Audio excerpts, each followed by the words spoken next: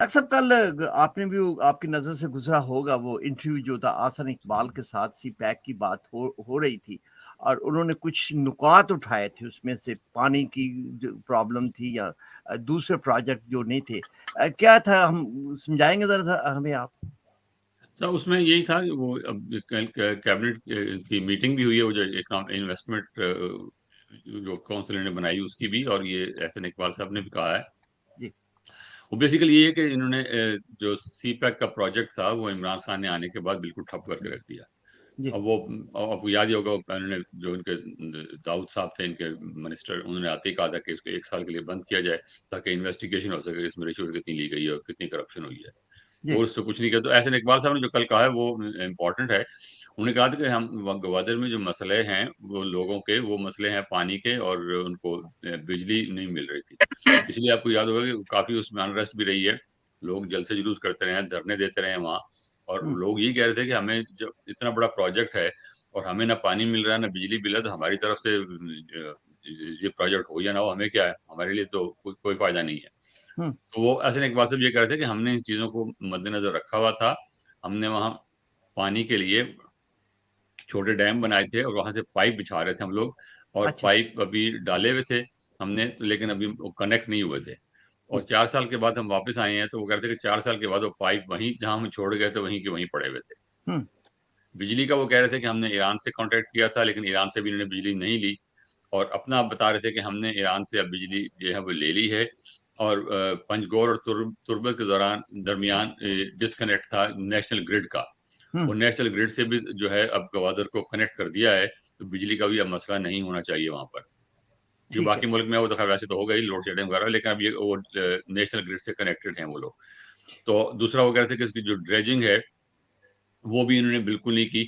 بتا رہے تھے کہ کم از کم 2 میٹر تک جو ہے وہ اوپر سلٹ اس میں آ گئی تھی، اور وہ سلٹ کی آنے کی وجہ سے جو بڑے جہاز ہیں وہ اینکر نہیں ہو سکتے تھے وہاں پر.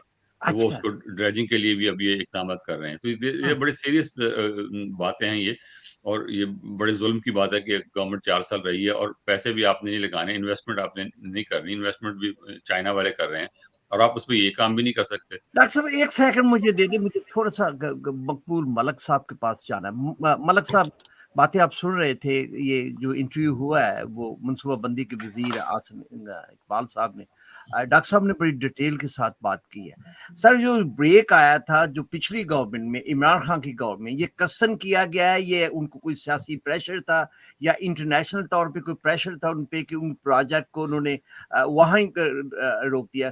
کیسے دیکھ رہے ہیں آپ ان سب چیزوں کو؟ جی خاور صاحب، سب سے پہلے تو آپ کا بہت شکریہ.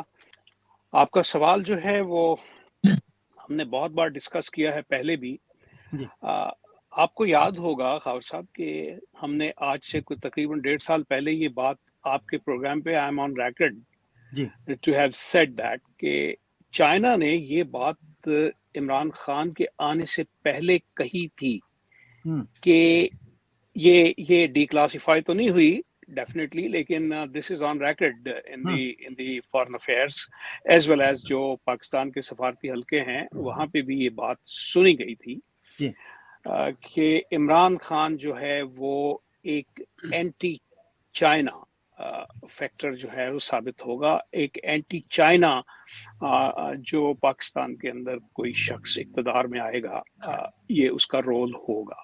اور آج بلکہ کل میرے خیال میں یہ بات احسن اقبال صاحب نے دوہرا بھی دی ہے، دس ہیز بین کنفرمڈ کہ چائنا نے اس چیز کا خدشہ ظاہر کیا تھا اس وقت کہ یہ آدمی جو ہے یہ کسی اسٹریٹ فارورڈ مقصد کے لیے پاکستان کے اندر حکومت حاصل نہیں کر رہا. He is coming for a purpose, he is coming with a plan, اور وہ پلان ہم نے اپنی آنکھوں سے دیکھا. It's on record now. یہ کوئی ڈھکی چھپی بات نہیں ہے کہ اس نے جو پاکستان کے اندر چائنیز انٹرسٹ تھے ان کو بہت بری طرح سے جو ہے ان کو پامال کیا، اور پاکستان کے جو انٹرسٹ تھے چائنا کے اندر ان کو بہت بری طرح سے سیبوٹاج کیا.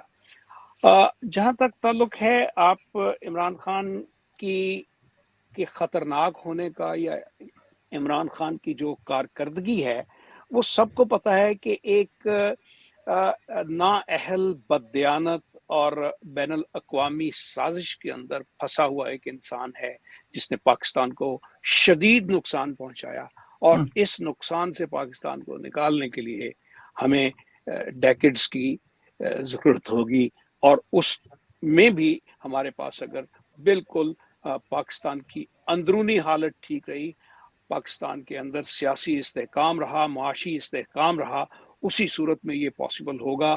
اور وہ چیلنج جو ہے پاکستان کی عوام کا ہے کہ پاکستان کی عوام کیسی لیڈرشپ کو الیکٹ کرتے ہیں، جو ہماری پولیٹیکل پاور ہے اس کو کس قدر فروغ ملتا ہے آئندہ آنے والی حکومت میں یا آئندہ آنے والے الیکشنز کے الیکشن میں۔